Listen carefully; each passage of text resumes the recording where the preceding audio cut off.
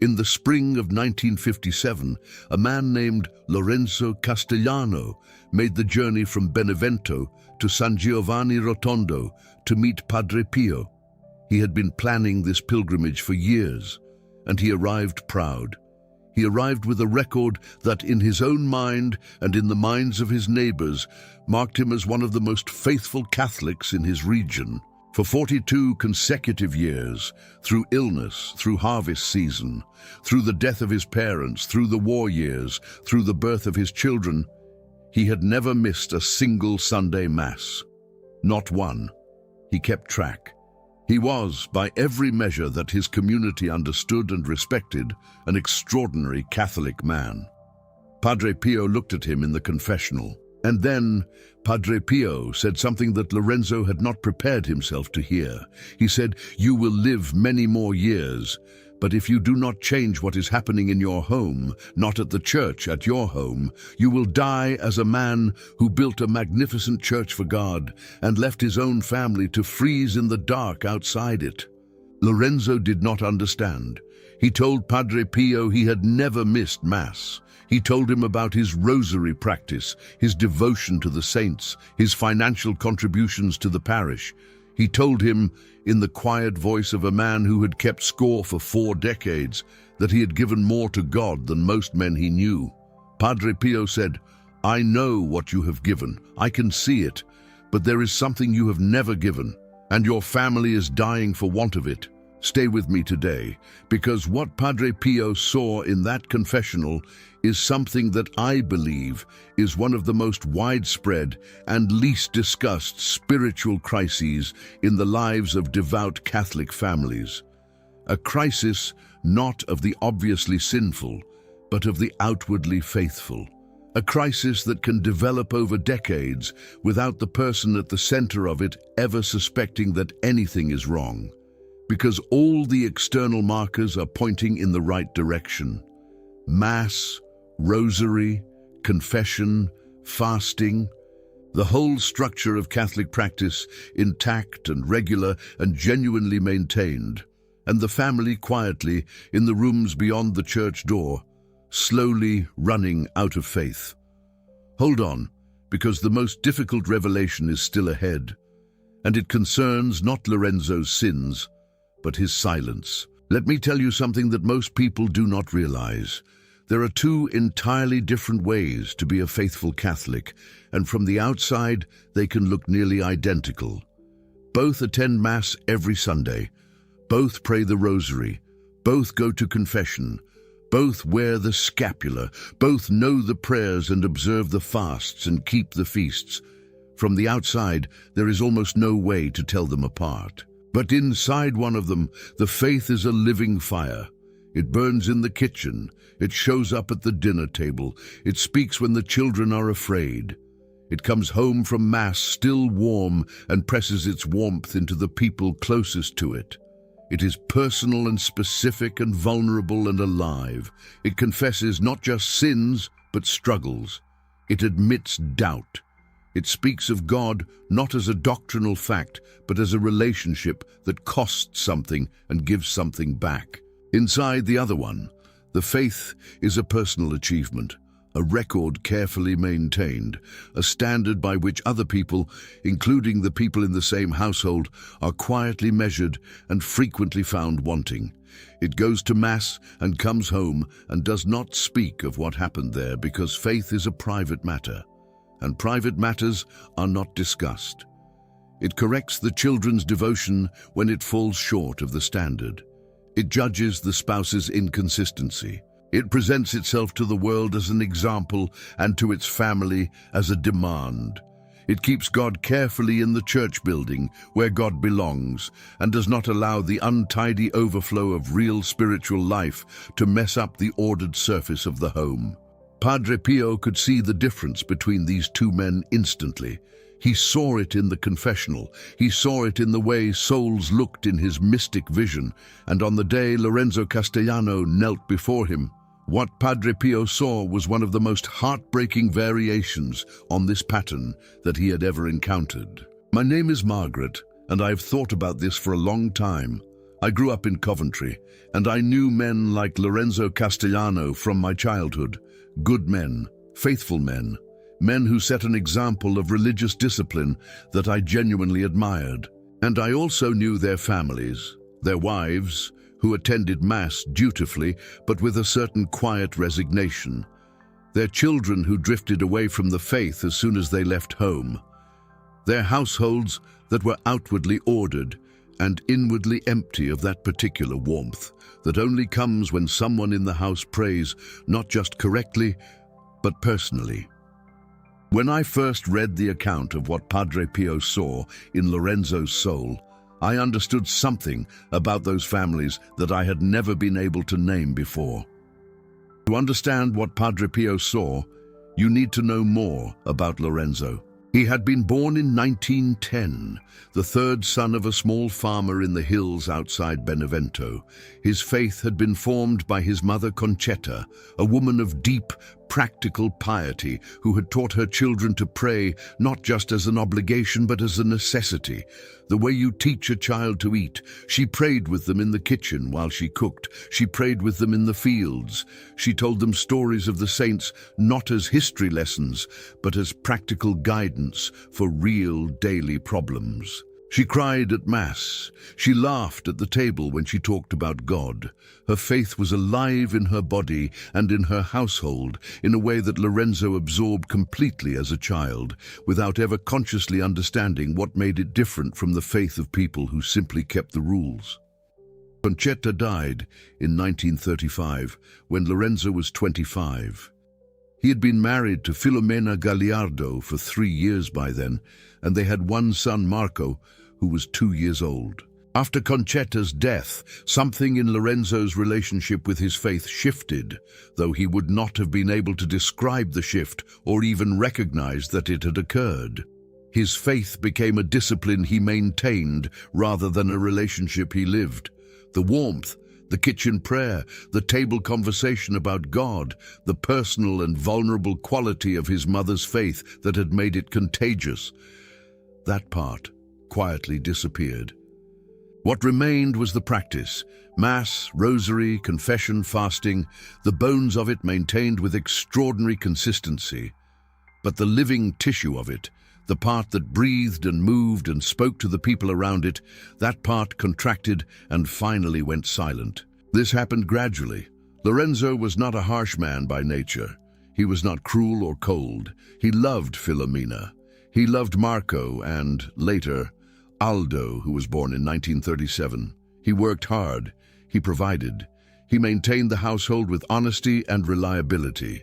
By 1957, he was a respected man in his community, the man other people pointed to when they needed an example of Catholic constancy, the man the parish priest mentioned from the pulpit as a model of lay fidelity. His record was a matter of local renown.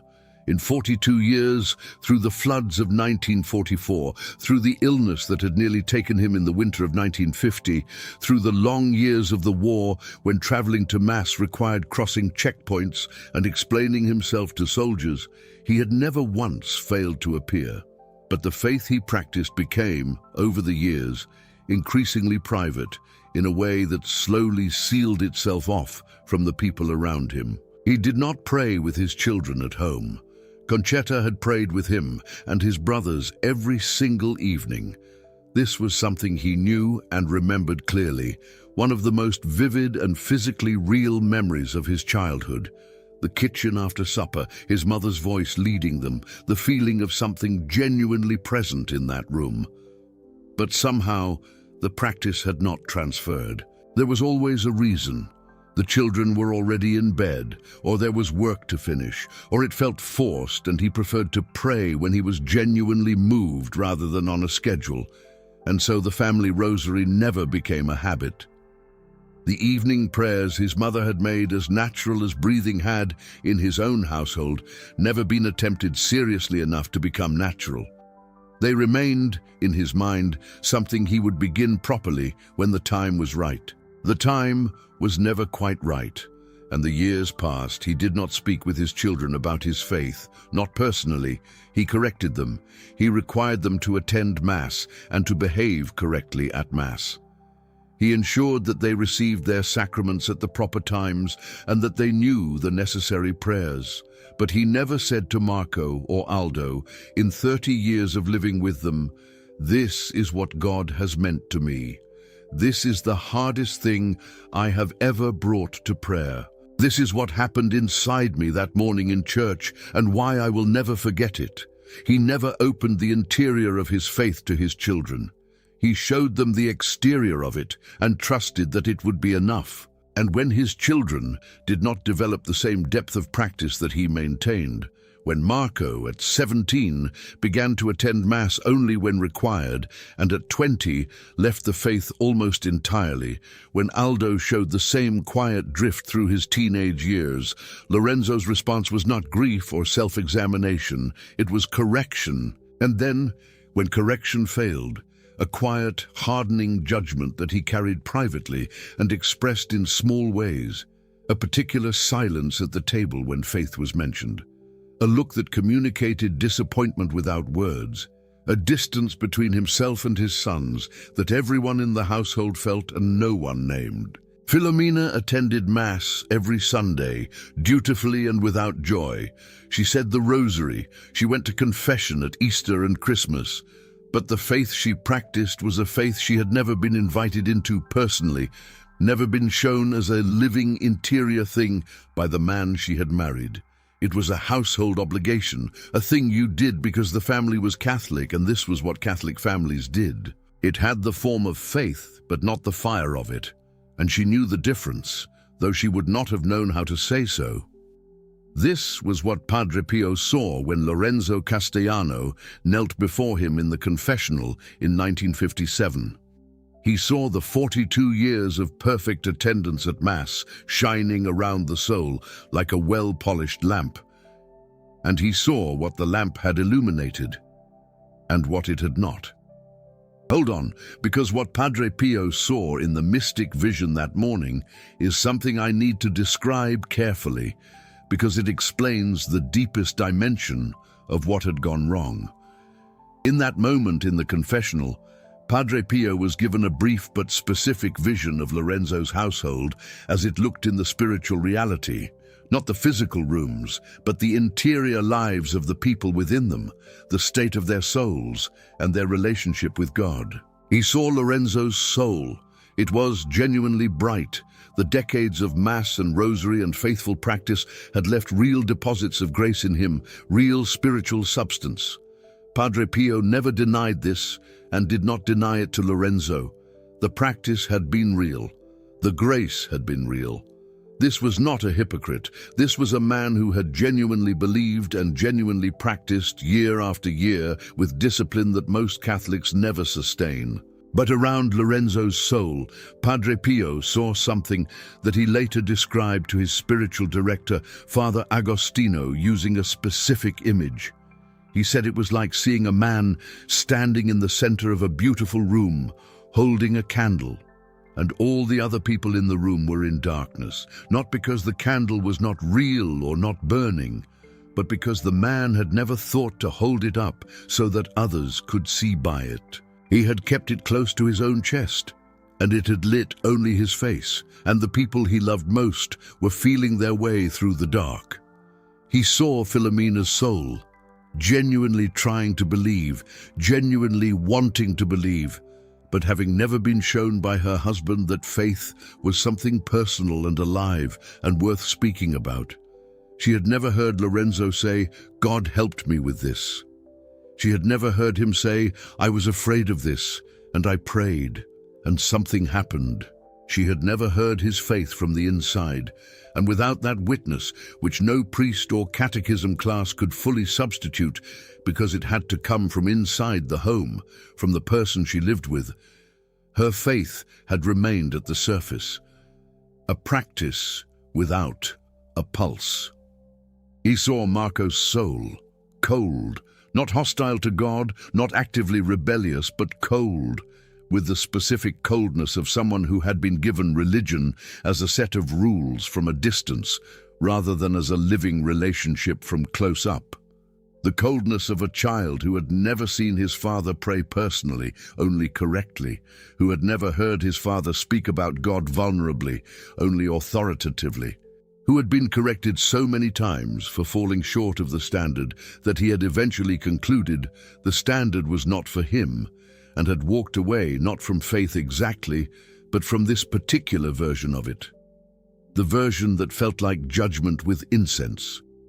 Padre Pio saw all of this in the space of a moment, and when the vision passed, he looked at Lorenzo and he told him what he had seen in direct and specific terms, with the combination of gentleness and complete refusal to soften the truth that made Padre Pio's confessional simultaneously the most feared and the most sought after in Italy. He said, "Your faith is real. I am not telling you it is not real, but you have kept it as a man keeps a treasure he is afraid to spend, locked in a box, handled carefully in private, never permitted to circulate.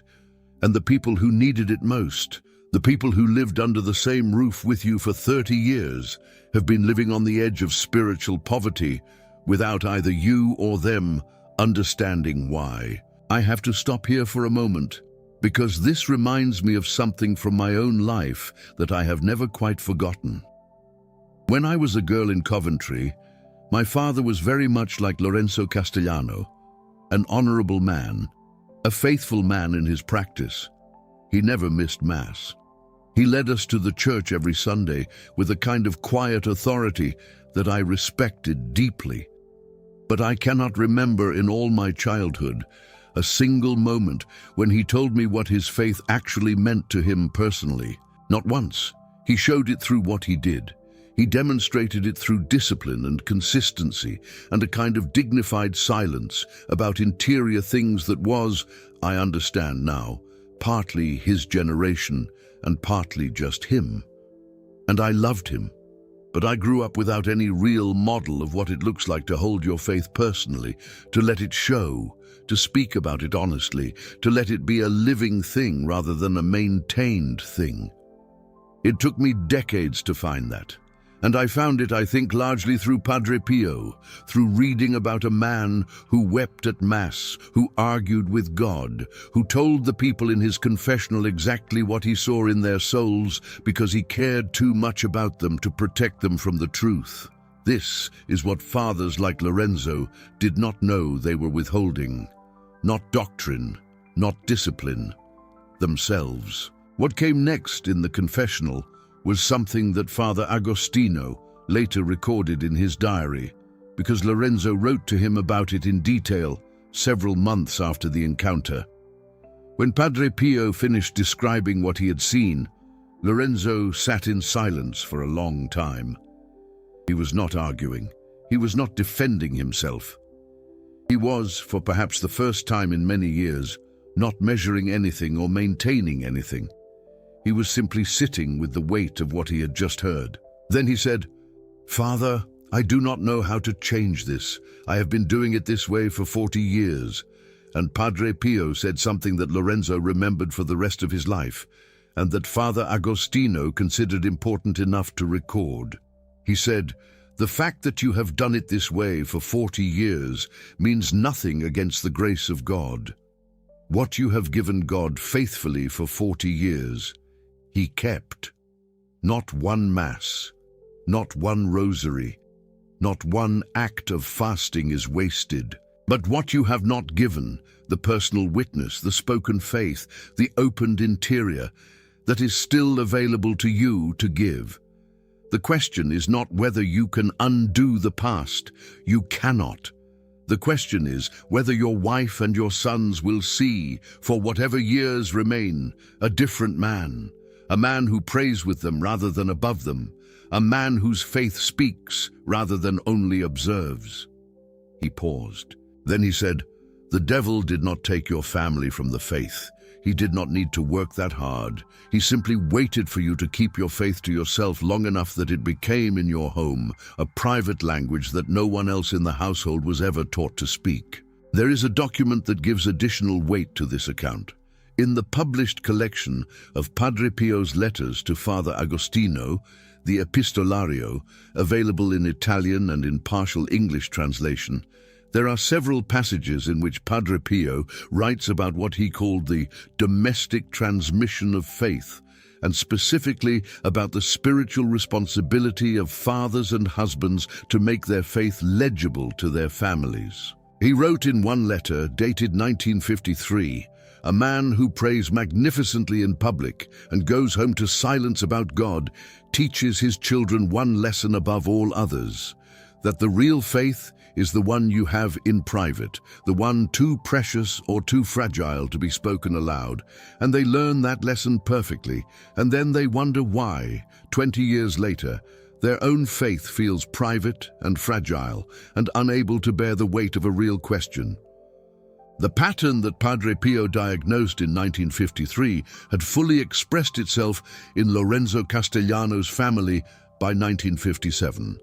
Father Agostino recorded in his diary, based on a detailed letter from Lorenzo himself, that the encounter in the confessional lasted longer than any other confession Padre Pio heard that morning. That the men and women waiting in line outside could hear at one point a sound they could not immediately identify, a sound that Brother Modestino, who was managing the queue, eventually recognized as quiet weeping coming from inside the booth.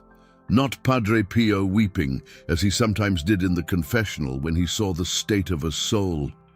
Lorenzo. And when Lorenzo sat in that confessional and finally allowed himself to see what had been happening in his home, without immediately defending himself against it, something cracked open in him that had been sealed for a very long time.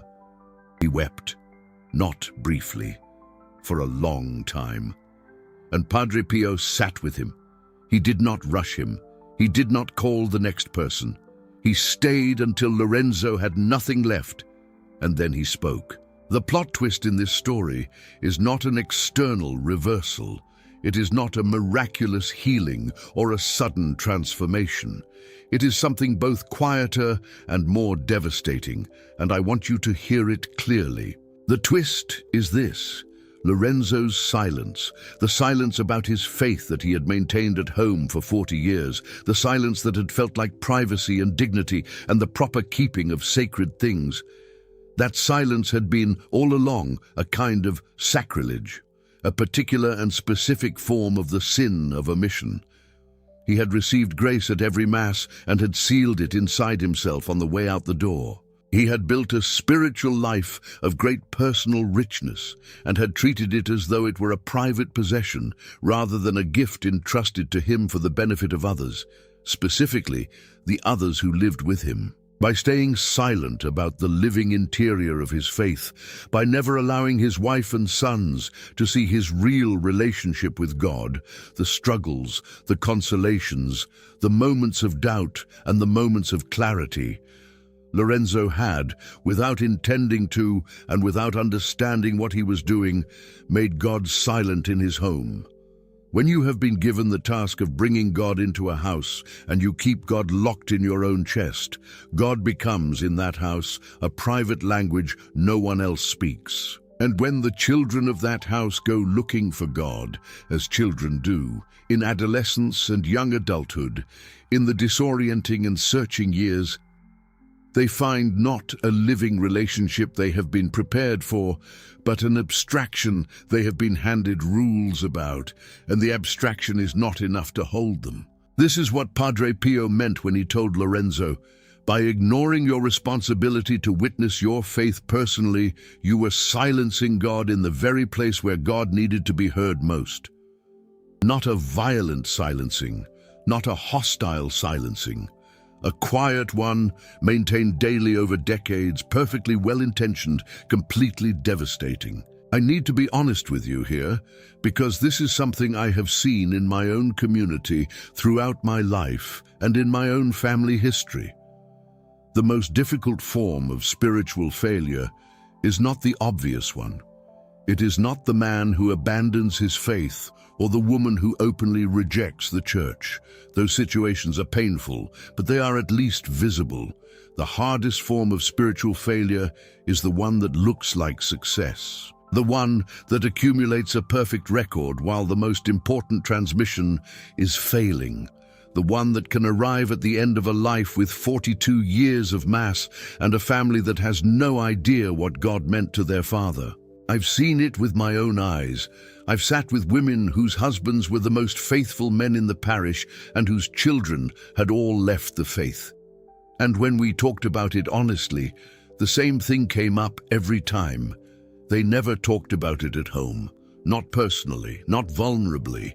They practiced it, they required it. They never invited their families into the living interior of it. This is what Padre Pio saw in Lorenzo's soul that day in 1957, and this is what his 3 instructions were designed to address directly and specifically, with the practical simplicity that Padre Pio always preferred over elaborate spiritual programs. The instructions Padre Pio gave Lorenzo were not a penitential exercise. They were not an additional burden to add to a life already full of religious obligation. They were the simplest possible correction to the specific problem Padre Pio had seen: the restoration of what had been sealed to its rightful circulation. The first instruction was this: say one true and personal sentence to each member of your family about what God has meant to you. Not a lesson, not a correction, not a requirement placed on them. A sentence that opens your interior to them rather than the other way around. Something like, there was a morning when I was very afraid and I prayed and something happened that I have never forgotten. Or, oh, I want you to know that my faith has been the most important thing in my life and I have not told you that nearly enough. One sentence, spoken out loud, not written in a letter, not conveyed through behavior, spoken with your voice to the person in front of you. Padre Pio was specific about why this mattered. Because faith is transmitted person to person, voice to voice, interior to interior. The Catholic tradition is alive in its saints and its sacraments and its scripture, yes, but it first reaches children through the living witness of the people who love them.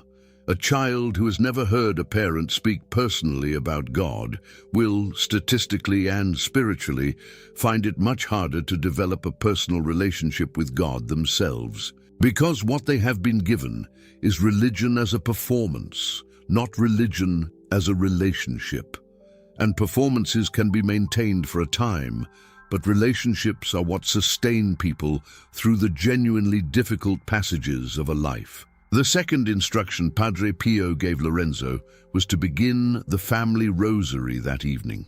Not next week, not when the time seemed right, that evening, and not a full rosary. 1 decade, just one, with whoever was willing to be present, even if only Lorenzo and Filomena, even if Filomena participated out of obligation rather than desire. Begin the practice of praying together in the home, because the home needed a different experience of what faith looked and sounded like. Not the personal private practice of one man, but a shared act, however small, that made God's presence something communal rather than individual. The third instruction was the most specific and, in some ways, the most demanding. Every time, for the next 40 days, that Lorenzo felt the impulse to correct a family member's faith practice, to point out that they had not said their prayers correctly, or had not attended Mass with sufficient reverence, or had fallen short of some standard he held, he was to stop. And instead of speaking the correction, he was to pray, silently and immediately, for the interior conversion of that person's heart, to offer his silence as a gift rather than a judgment, to replace the reflex of measuring with the practice of interceding. Father Agostino recorded in his diary that when Lorenzo wrote to him about these instructions, 6 months after the meeting with Padre Pio, he described what had happened in those 6 months with a kind of stunned simplicity. He said, the first sentence, the one true personal sentence to each family member, had cost him more than 40 years of Masses. He had stood in the kitchen with Filomena and said something he had never in 30 years of marriage said to her, and she had wept, and he had wept. and they had talked about their faith together for the first time in a way that left him certain that Padre Pio had known exactly what was missing. He said Aldo had joined the family Rosary on the third evening without being asked, had simply appeared in the doorway and sat down, had not said a word about it afterward, had simply come back the following evening. He said he had not heard anything yet from Marco, who was living in another city, but he had written to him. A personal letter, not a correction, not a religious argument. A letter about what faith had meant to him, the true and interior version of it, including the ways it had failed him, the ways he had failed it, and the specific ways he had failed his sons by never sharing it with them honestly. He had sealed the letter and sent it, and was waiting, without knowing what to expect, without demanding anything in return. He said, Padre Pio was right.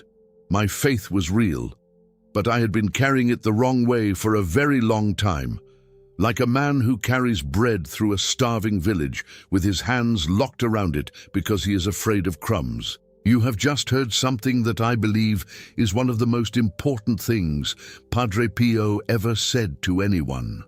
Not his most famous words, not his most dramatic vision, but perhaps the most quietly necessary truth he ever delivered, precisely because it addresses the kind of failure that feels like success right up until the moment it is exposed.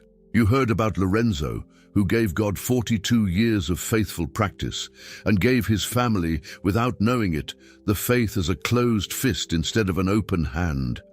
You heard what Padre Pio saw in the confessional, not sin in the ordinary sense, but a specific and costly spiritual silence. You heard the three instructions, plain and practical and demanding not more religious activity but more personal exposure, more vulnerability, more willingness to let the faith you practice be seen from the inside.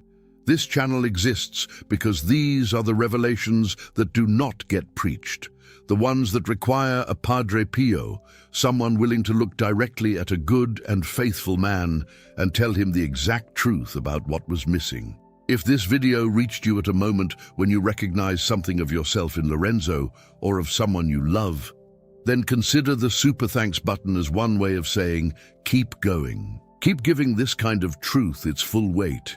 These are the revelations that change not just individual lives, but entire households across generations. You are not just a viewer.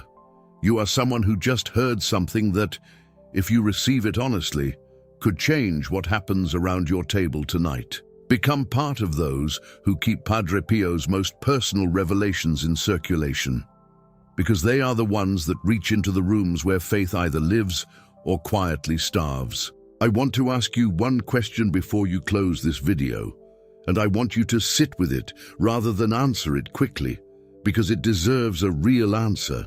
Is your faith a lantern you carry through your home? Something warm and personal and visible, something you hold up so that others can see by it, something that casts light into the people closest to you? Or is it a faith you practice at the church and carry home sealed, too precious or too private, or too much your own thing to open and share with the people under your roof? Both of those are faithful Catholics by every external measure. Both attend Mass, both maintain the practice. But only one of them is doing what Padre Pio told Lorenzo was the most essential thing, transmitting the living warmth of a personal relationship with God into the home where it is needed most. What would it take today for you to say one true and personal sentence about your faith to someone you love? Not a correction, not a lesson, a sentence from the inside. This is what God has meant to me. There was a moment when I was completely lost, and this is what happened. I have never told you this, but that sentence, said out loud, with your real voice to a real person who loves you, Padre Pio believed it had more power to transmit living faith than 40 years of silent, perfect attendance. Your family is waiting for the part of you that lives inside the faith you practice, not the record, the relationship. Open the fist. Let the bread circulate. What wall do you want to build with the years you have left? And what wall do you want to leave your children? Before you go, has your faith ever felt more like something you carry alone than something you share? Tell me honestly in the comments. What does faith look like in your home on the days between Sundays? Have you ever heard a parent or spouse speak personally about what God means to them, not a doctrinal lesson, but a real interior sentence, and felt something change in you when you heard it? Share it here. These conversations are the kind that Padre Pio believed the Church desperately needs to have, not from the pulpit, but at the table, between people who love each other and are trying to find their way to God together.